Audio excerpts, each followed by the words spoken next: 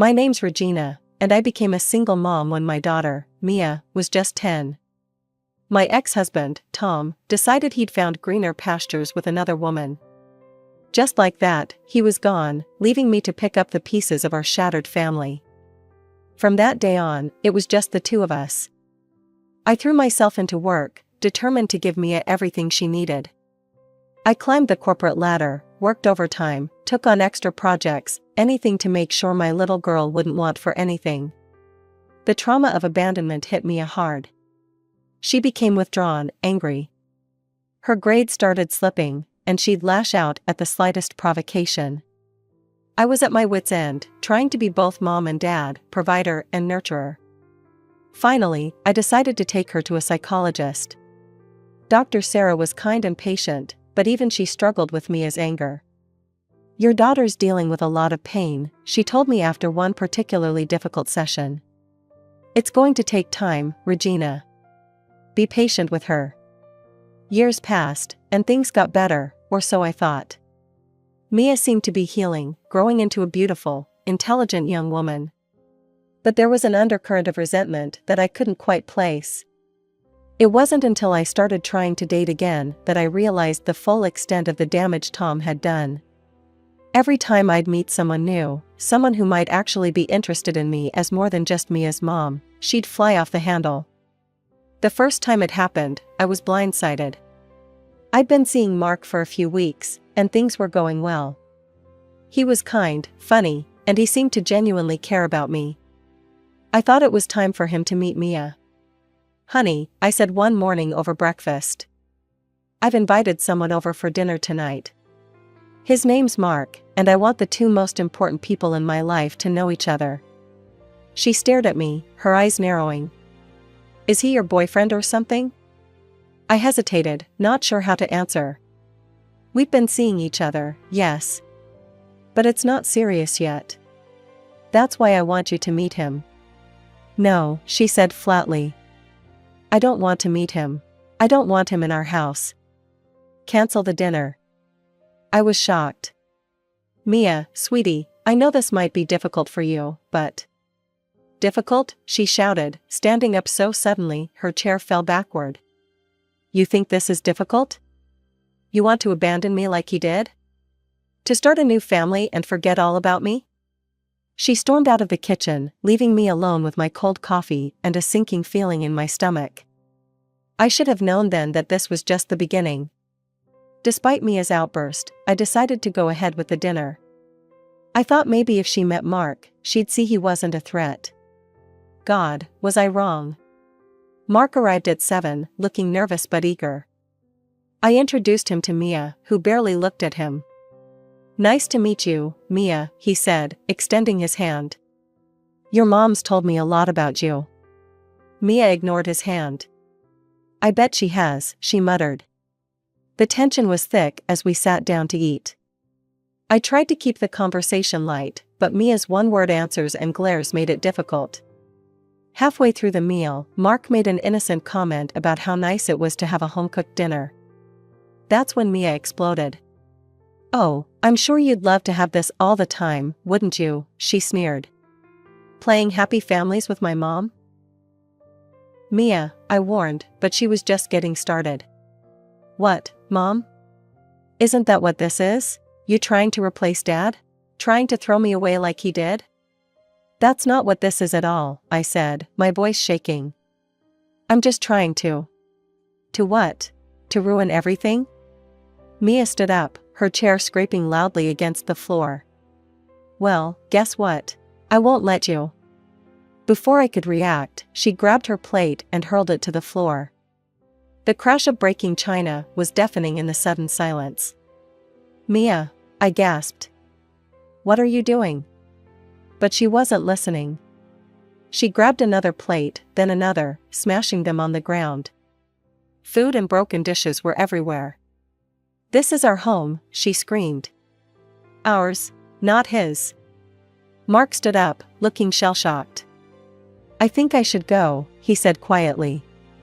After Mark left, Mia locked herself in her room. I spent the night cleaning up the mess, tears mixing with the soapy water as I scrubbed the floor.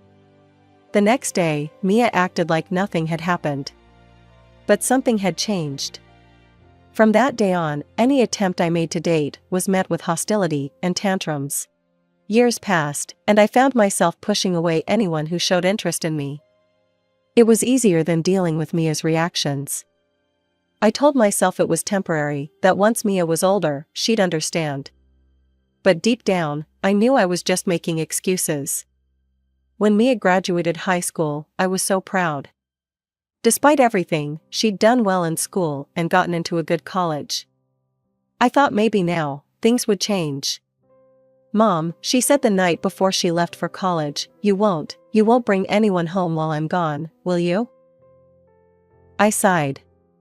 "Mia, honey, you're going to be living your own life now. Don't you think it's time for me to do the same?" Her face darkened. "So you are planning to replace me?" "Mia, please," I begged. "That's not fair. I've spent the last 8 years putting you first. I've given up everything for you." As soon as the words left my mouth, I knew I'd made a mistake. Mia's eyes filled with tears. "So I'm just a burden to you, is that it?" she cried. "A sacrifice you had to make?" "No, sweetie, that's not what I meant at all." I tried to backtrack, but it was too late. Mia stormed off to her room, slamming the door behind her. The next morning, she left for college without saying goodbye. With Mia away at college, I finally had a chance to rediscover myself. I started taking better care of myself, got a new haircut, bought some new clothes, even joined a gym. I reconnected with old friends, started going out more. And then I met David. He was kind, funny, and understood my situation with Mia. We started dating, and for a while, everything was perfect. But Mia, even from college, still tried to control my life. Every call, every visit home, she'd grill me about my social life. "Mom, you haven't let anyone into our house, have you?" she'd demand. I tried to reason with her. "Honey, you're living your own life now. Don't you think it's time I did the same?" But she'd get angry, threaten to drop out of college, say she couldn't focus on her studies, knowing I was replacing her. Once, after finding out about David, she called me in tears. "How could you do this to me? My grades are suffering because I'm so upset about you dating." It was exhausting, constantly walking on eggshells, trying to balance my happiness with Mia's demands. But I kept hoping things would get better once she graduated and started her own life.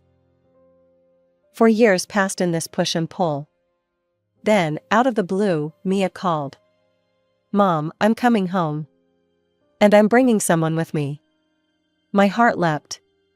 Maybe she'd finally found someone and understood why I'd wanted to date.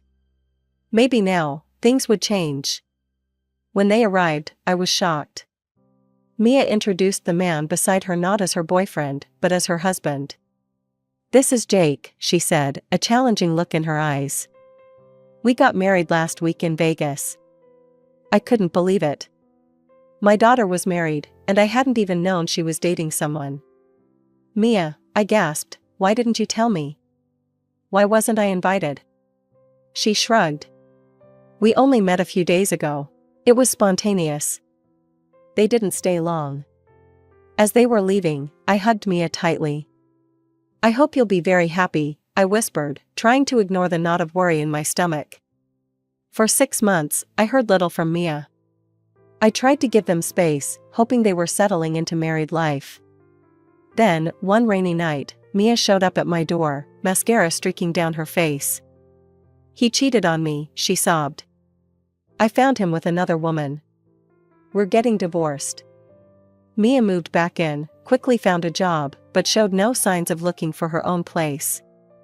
And I, remembering how she'd reacted to my attempts at independence, didn't push her.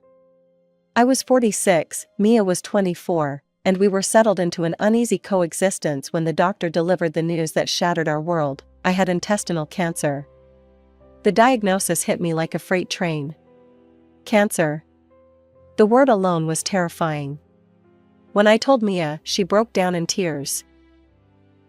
"Mom," she sobbed, clinging to me, "I'll take care of you. I promise. We'll get through this together." In that moment, all our past conflicts seemed to melt away. I quit my job, thankful for the savings I'd squirreled away over the years. At least we wouldn't have to worry about money on top of everything else. The chemotherapy started, and with it came a host of new challenges. I was constantly exhausted, nauseous, and in pain. Mia took time off work to care for me, and at first, she was attentive and enthusiastic. But as the days wore on, the reality of my condition began to wear on her. The cancer had wreaked havoc on my digestive system. I struggled to use the bathroom, often needing help to clean myself afterward. It was humiliating, but I had no choice. After particularly rough chemo sessions, I'd be too weak to even make it to the toilet. I started noticing changes in Mia's behavior. The loving concern in her eyes was gradually replaced by something else, disgust. She'd wrinkle her nose when she came near me, complaining about the smell. "Mom, you stink," she'd say, not even trying to hide her revulsion. "Can't you do something about it?" I wanted to scream at her, to remind her that I was fighting for my life, that I couldn't control what the cancer and chemo were doing to my body. But I bit my tongue. She was trying, in her own way, and that had to be enough. One day, after a particularly difficult morning, Mia approached me with a determined look on her face. "Mom, I think I need to go back to work," she said, not quite meeting my eyes. "We should hire a nurse to take care of you." I nodded, trying to hide my disappointment. "I understand. We'll look into getting a nurse." The clinic where I was receiving treatment assigned a nurse named Sarah to help me at home. She was a godsend, strong, capable, and unfailingly kind. She handled my hygiene needs efficiently and without a trace of disgust. "Don't you worry, Regina," she'd say cheerfully as she helped me clean up. "We'll have you feeling fresh as a daisy in no time." With Sarah's help, my quality of life improved dramatically. But Mia wasn't happy about the arrangement. "I don't like having a stranger in our house all the time," she complained. "It's invasive." I tried to explain that Sarah was necessary for my care, but Mia wouldn't listen. Then, one evening, she dropped a bombshell. "Mom, I've been thinking," she said, her voice carefully neutral. "Maybe it would be better if you moved to a specialized care facility. I could look after the house, and you'd get round-the-clock care." I stared at her, shocked. "No, I'm not leaving my home. This is where I'm comfortable, and this is where I'm going to fight this cancer." Mia's face clouded over with anger and frustration. "Fine," she snapped. "Have it your way." As she stormed off, I felt a deep sadness settle over me. I was fighting for my life, but it felt like I was losing my daughter in the process. As the chemo treatments continued, my body waged war against itself. Each day brought new challenges, new indignities. But nothing prepared me for the day my hair started falling out in clumps. I was in the bathroom, running my fingers through my long, once beautiful hair, when a handful came away in my palm. I stared at it, numb with shock. Mia's shriek jolted me back to reality. "Mom, there's hair everywhere. I'm sick of cleaning it up." I looked at her, standing in the doorway, her face twisted in disgust and frustration. In that moment, I made a decision. "Sarah," I called weakly to my nurse. "Could you please cut my hair?" As Sarah carefully sheared away my locks, I caught sight of Mia in the mirror. Instead of offering support or comfort, she was laughing. "You look like an alien," she snickered. "Maybe you should get a wig." Her words cut deeper than any surgeon's scalpel. That night, after Sarah had gone home and Mia had retreated to her room, I cried silently into my pillow. Where had I gone wrong? How had my sweet little girl turned into this cruel stranger? Weeks passed, and I continued my battle against cancer. Every day was a struggle, but I was determined to fight. Then, one afternoon, Mia dropped another bombshell. "Mom, I'm having some friends over for my birthday next week," she announced casually. I blinked in surprise. "Here? Honey, I don't think that's a good idea." "The noise. I need rest." Mia's face hardened. "If you don't like it, you can go somewhere else for the night." Actually, that might be better. I won't have to be embarrassed by you in front of my friends or deal with the smell. Her words hit me like a physical blow. I'd been bedridden for days, barely able to move. But in that moment, fury gave me strength. I pushed myself up, fixing her with a glare that would have made my own mother proud. "This is my house," I said, my voice low and dangerous. "If you don't like living here with me, you're welcome to leave." Mia's eyes widened in shock, then narrowed in anger. "You're so selfish," she screamed. "All you think about is yourself. You know what? It would be better for everyone if you just died already. Then you'd stop being such an inconvenience to everyone around you." The room fell silent. I stared at my daughter, unable to believe the words that had just come out of her mouth. In her eyes, I saw no trace of the little girl I'd raised, no hint of love or compassion. Just cold, hard anger. "Get out," I shouted, surprising even myself with the force in my voice. "Pack your things and get out of my house. Now." For a moment, Mia just stood there, shocked. Then, with a scream of frustration, she stormed off to her room. I could hear her throwing things into bags, slamming drawers. Minutes later, she stormed past me, bags in hand. "I hate you," she spat as she reached the door. "I wish Dad had taken me with him when he left." And then she was gone, the front door slamming behind her. She didn't even bother to close it properly. The open door mocked me, a glaring reminder of Mia's dramatic exit. I sat there, staring at it, feeling utterly drained. Finally, I reached for my phone with shaking hands and dialed my friend, Linda. "Linda," I croaked when she answered. "I need help. Can you come over?" Linda arrived in record time, concern etched on her face. She closed the door, then rushed to my side. "Regina, what happened?" The whole story poured out of me, Mia's cruelty, her harsh words, her abrupt departure. Linda listened, her face a mix of shock and anger. "Oh, Regina," she sighed when I finished. "You need to forget about that ungrateful girl and focus on yourself. You're fighting cancer, for God's sake." We talked for hours, tears flowing freely between us. As the sun began to set, casting long shadows across the living room, I came to a painful realization. "It's my fault," I whispered. "I raised her to be this way. I always put her needs first, ignored my own. I thought I was being a good mother, but I was just teaching her to be selfish. From now on, I'm going to be selfish. I'm going to think about myself for once."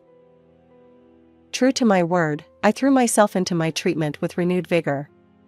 Sarah, my nurse, was a godsend, helping me through the worst days with gentle care and unwavering support. 2 more rounds of chemotherapy followed. They were brutal, leaving me weak and nauseous, but I refused to give up. All the while, my phone remained silent. No calls, no texts from Mia. I tried to tell myself it was for the best, that I needed to focus on my health, but the silence hurt more than I cared to admit. Months passed. Then, during a routine checkup, my doctor smiled at me, really smiled, for the first time since my diagnosis. "The cancer's receding, Regina," he said. "You're not out of the woods yet, but this is very, very good news." I left the hospital that day feeling lighter than I had in months. The world seemed brighter somehow, full of possibilities I'd thought were lost to me forever. I was thin, almost gaunt, after months of illness. My clothes hung off me like sacks. But for the first time in a long time, I felt like myself again. I started taking short walks in the park near my house, feeling the sun on my face, the breeze in what remained of my hair. One afternoon, I stood in front of my closet, realizing none of my old clothes fit me anymore. Instead of feeling sad, I felt liberated. It was time for a change, inside and out. I spent a day sorting through my wardrobe, making piles to donate to a local homeless shelter. As I packed up bags of my old life, I felt like I was shedding more than just clothes. I was letting go of the old Regina, the one who'd let herself be walked all over, who'd put everyone else's needs before her own. Looking around my big, empty house, I realized it no longer fit the person I'd become. It was time for a change. With my savings providing a comfortable cushion, I made a bold decision: I wouldn't return to work. Instead, I'd downsize and focus on living. I contacted a realtor and put my house on the market. It sold quickly, and I found a small, cozy apartment that felt like it was made for me. It was perfect for one person, bright, manageable, and full of potential for a fresh start. I invested the remaining money from the house sale, feeling financially secure for the first time in years. Life was good, peaceful. I spent my days exploring my new neighborhood, trying new hobbies, and simply enjoying the act of being alive. Then, 3 months after I'd settled into my new life, I received an unexpected call. It was the realtor who'd handled the sale of my old house. "Mrs. Walker," he said, sounding uncomfortable, "the new owners of your old house are having some issues. They've asked for your contact information. Is it all right if I give them your number?" Curious and a little concerned, I agreed. Shortly after, my phone rang again. This time, it was the new owner, a Mr. Thompson. "Mrs. Walker," he began, his voice tense, "I'm sorry to bother you, but something strange happened today. A young woman tried to break into our house. She tried to use a key at first, then started trying to force the door open. When I confronted her, she became hysterical, screaming that this was her house, that she should inherit it after her mother's death." The blood drained from my face. Mia. It had to be Mia. She thought I was dead and had come to claim her inheritance. "I'm so sorry, Mr. Thompson," I said, my voice shaking. I think that might have been my daughter. We've been estranged. She must have assumed." "Your daughter?" He sounded shocked. "But she said you were dead." "I've been very ill, we haven't spoken in months," I explained, not wanting to go into details. "Mr. Thompson, could I ask a favor? If she comes back, would you call me?" He agreed, and we ended the call. Part of me wanted to ignore it, to continue with my new, peaceful life. But I knew I couldn't. This confrontation had been coming for a long time. It was time to face Mia, to finally say all the things I should have said years ago. The call came sooner than I expected. Just a day after my conversation with Mr. Thompson, my phone rang. "She's here," Mr. Thompson said, his voice tense. "And she's causing quite a scene." I took a deep breath, steeling myself for what was to come. "I'm on my way." The drive to my old house felt surreal. As I pulled up, I could hear the shouting before I even got out of the car. Mia's voice, shrill and angry, carried across the yard. "This is my house," she was screaming at the Thompsons, who stood on the porch looking shocked and frightened. "Get out now." I stepped out of my car, and for a moment, the world seemed to freeze. Mia turned, her eyes landing on me. The look of shock on her face quickly morphed into one of fury. "You," she spat. "You're supposed to be dead." I felt a calm settle over me, a stark contrast to the chaos unfolding around us. "I'm sorry to disappoint you, Mia," I said, my voice steady. Mia's face contorted with rage. "What's going on? Why are these people in our house?" "It's not our house anymore, Mia," I explained. "I sold it." Her eyes widened in disbelief, then narrowed in anger. "You can't do that. It was supposed to be mine.